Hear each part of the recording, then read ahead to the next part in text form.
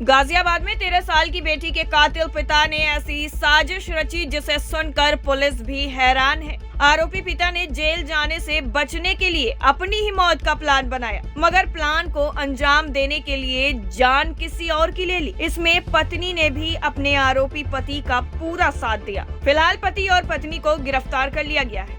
Sir, ये मामला हुआ है जो आज क्या प्रकरण है पूरा?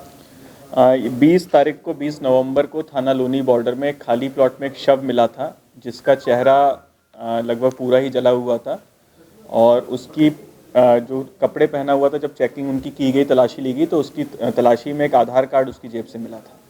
तो उस आधार कार्ड पर जब हमने काम किया, उसमें जो एड्रेस लिखा था, तो एक महिला और उसका परिवार वहाँ पर मिला।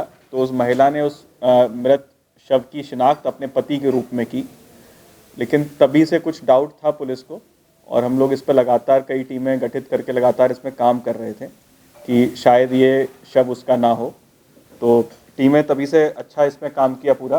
फिर इसमें एक सूचना हमको मिली कि वो व्यक्ति जिसका ये शव बताया जा रहा है, उसकी मृत्यु नहीं हुई है। ये सूचना मिली थी मुखबिर के माध्यम से और वो अपने घर पर आएगा, मतलब कल की बात है कि कल की तारीख में वो आने वाला है। तो वहाँ पर हम लोग पहले से टीमें हमारी तैयार थी और इसको हम लोगों ने वहाँ से इसके घर के बाहर से पकड़ा। फिर जब इससे पूरी पूछताछ की गई और कुछ हमने सीसीटीवी फुटेज पर भी काम किया था। एक सीसीटीवी फुटेज में इसी की कदकाठी का, जिसको कि मृतक बताया जा रहा था, इसी कदकाठी का व्यक्ति एक साइकिल पे कुछ रख के, किसी का शव रख के उसमें दिखाई दे रहा था ले जाते हुए। फिर जब इससे और गहन पूछताछ की गई तो इसने बताया कि इसने अपनी बेटी का मर्डर 2018 में किया था, जो कि उस समय 13 वर्ष की थी। तो उस मर्डर में ये जेल में रहा काफ़ी समय और कोविड के समय में ये पैरोल पे बाहर था।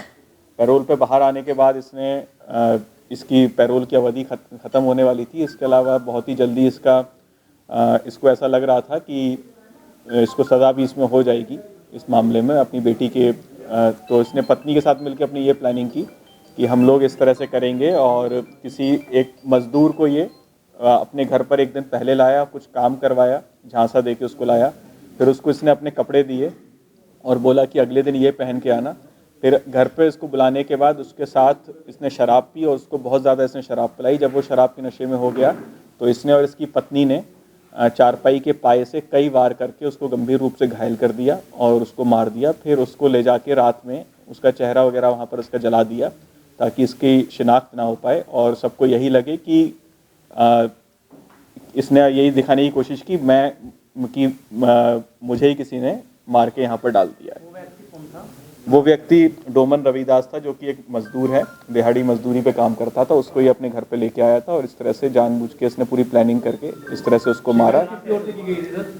इसकी शिनाख्त जब हम लोगों ने इस पे काम किया तो करावल नगर से एक मिसिंग रिपोर्ट हमको मिली। टाइम 8 उत्तर प्रदेश के लिए गाजियाबाद से ब्यूरो रिपोर्ट।